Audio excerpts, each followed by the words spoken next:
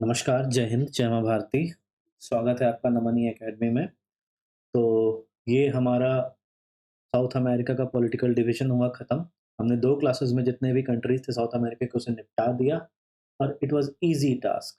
Like आप अगर याद करने में बैठोगे तो मुझे लगता है 30 मिनट्स आर इनफ। आप कंट्री के पॉलिटिकल डिवीज़न को आराम से याद कर सकते हो। तो ये स्लाइड मैं वही कंटिन्यू कर रहा हूँ, तो इसलिए इसमें पॉलिटिकल डिवीज़न लिखा हुआ है, but actually we are going through physical division. ठीक है? अब फिजिकल डिवीजन में कहाँ से स्टार्ट करेंगे? तो देखो बाबू, इसमें मिला-जुला के 4 लेक्स हैं, ठीक है? और 2 डेज़र्ट।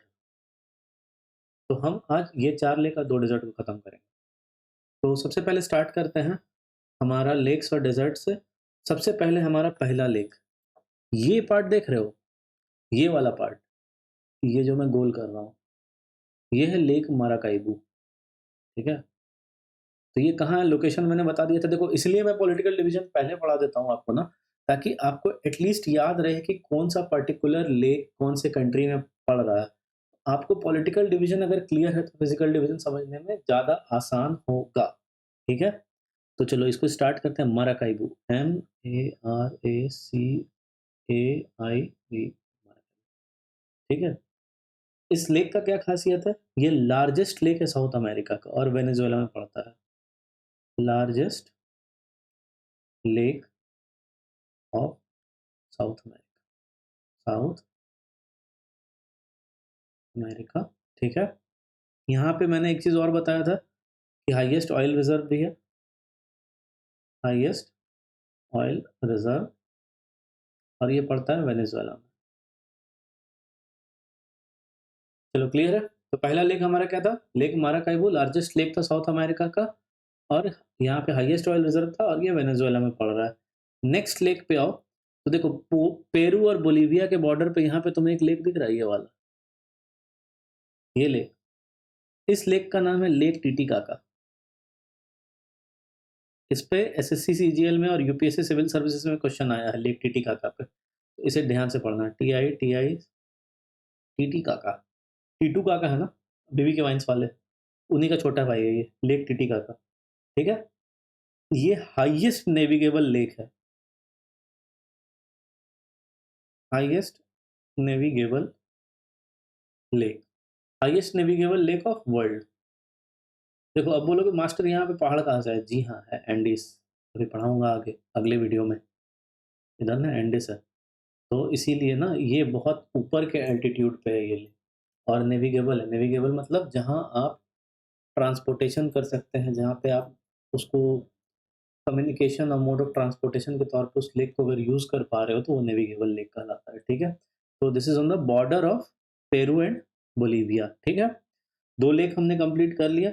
अब तीसरा लेक है बोलिविया में लेक, यहाँ पे आओ, अगले स्लाइड्स में। ठीक इस जगह पे, यहाँ पे लेक POOPO, इसको जो पढ़ो पोपो पढ़ो, लेक पोपो, ठीक? 3 लेक खत्म हुआ, एक बताया मैंने माराकाइबू, एक बताया मैंने टिटिकाका, एक हो गया लेक पोप। इसके बारे में कुछ ना डिटेल में नहीं जानना है, बस जान लो। एक और लेक हमें पढ़ना है, वो रहा ये वाला लेक, ठीक है? यहाँ पे। इस लेक का नाम है लैगोस डी पैटोस, लैगोस डी पैटोस, ठीक है?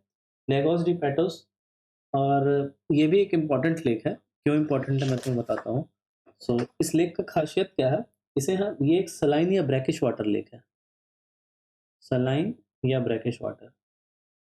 ब्रैकिश वाटर लेक क्या होता है? आप अगर कभी केरला जाओगे ना, तो आपको वहाँ पे बहुत सारा ब्रैकिश वाटर लेक दिखेगा या बैक वाटर लेक दिखेगा। तो एक्चुअली क्या होता है, जब समुद्र ज़मीन की तरफ आता है ना, जब वो रिटर्न होता है तो उसका कुछ भाग रह जाता है एज़ अ लेक। आपको केरला में दिखेगा जहाँ बोट रेस वगैरह बहुत होता है। तो वैसे लेक सलाइन इन नेचर होते हैं और वो वहाँ पे ठहर जाते हैं। तो इसीलिए ये तुम्हारा जो लेगोस डी पैटोस भी है ना, ये भी एक सलाइन लेक है या ब्रैकिश वाटर लेक है। ठीक? अब देखो 4 लेक मैंने बताया, 4 खत्म हो गया। तो एक बार रिवीजन कर लेते हैं। ये हुआ हमारा लेक माराकाइबो, ठीक है? यहाँ पे हुआ हमारा टिटिकाका, यहाँ पे हो गया पोप, तो यहाँ पे हो गया लेगोस डी पैटोस। अब हमें पढ़ना है माउंट डेज़र्ट। 2 डेज़र्ट हमने बताया था तुम्हें, अब 2 डेज़र्ट। और 2 डेज़र्ट पे। तो देखो 2 जगह पे डेज़र्ट तुम्हें देखने को मिलेगा। एक है तुम्हारा इस जगह पे चिली, ठीक है? और एक है तुम्हारा इस जगह पे अर्जेंटीना, ठीक? इस डेज़र्ट का नाम है अटाकामा डेज़र्ट, यही है वो अटाकामा डेज़र्ट, अटाकामा डेज़र्ट, ठीक है? और ये है Patagonia desert, Patagonia desert. 2 desert और 4 लेक्स, याद हो गया? अब देखो, अटाकामा डेज़र्ट जो है ना, ये वर्ल्ड का ड्राइएस्ट डेज़र्ट है, driest desert of the world. क्यों? क्योंकि एंडिस गुज़र रही है, it is on the leeward side of Andes, not on the windward side. मतलब यहाँ से अगर जो रेन बियरिंग क्लाउड्स आ रहे हैं, तो ये एंडिस से टकरा के इधर ही बारिश कर दे रहे हैं और इधर नहीं जा रहा है, तो that is why it is driest, मतलब सबसे सूखा है, ठीक है? और ये कोल्ड है, क्योंकि ये देखो यहाँ पे तुम्हारा कोल्ड साइड में पड़ रहा है, समझ रहे हो? कोल्ड मतलब वो ठंडा नहीं, मतलब ये जो रेन बियरिंग क्लाउड्स होते हैं ना, वार्म क्लाउड्स, ये तुम्हारा एंडिस से टकरा के इधर ही रह जा रहे हैं, तो इधर नहीं पड़ रहा है पानी, ड्राइएस्ट है इसी कारण से। अगला जो डेज़र्ट है, ये देखो, ये रेन शैडो डेज़र्ट है। रेन शैडो डेज़र्ट भी वही तुम्हारा हो गया, क्योंकि यहाँ पे एंडिस है, तो यहाँ पे बारिश नहीं हमें आने दे रहे हैं, तो यहाँ पे बारिश हो नहीं रही है।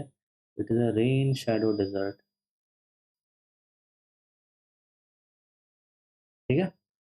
इतना ही हमें इस 2 फिज़िकल फीचर्स में पढ़ना था, इसके अलावा हमें कुछ नहीं पढ़ना है, ठीक है? इतना ही पढ़ना है और ये 2 फिज़िकल फीचर्स हमने ख़त्म किया। अब आगे की क्लास में हम देखेंगे मोस्ट प्रोबेबली या तो प्लेट्यू देखेंगे और ग्रासलैंड देख लेंगे, या तो माउंटेन रेंजेस देख लेंगे, और उसके बाद फिर एक दिन हम रिवर्स देख लेंगे, तो ये 3 फीचर्स हमारे ख़त्म होंगे और कुल मिला के इसके बाद हमें सिर्फ़ और सिर्फ़ इकोनॉमिक और सोशल पर्सपेक्टिव से देखना है, तो वो भी मैं कंप्लीट करा दूँगा। तो मोस्ट प्रोबेबली और 3 से 4 क्लास में आपका साउथ अमेरिका कंप्लीट हो जाएगा। इस कंटेंट में कुछ ख़ास ज़्यादा बड़ा नहीं है, तो आप ईज़िली इसे 1 दिन में रिवाइज़ कर लोगे, और पूरा साउथ अमेरिका जैसे ही खत्म हो जाता है, तो उसके बाद मैं आपको थोड़ा ब्रेक भी दूँगा 1 दिन का, जैसे मैंने अफ्रीका में दिया था। तो उस 1 दिन का ब्रेक में आपसे यही रिक्वेस्ट है कि आप रिविज़न कर लेना, ठीक है? आपको थैंक यू देखने के लिए, and let's make education an open source.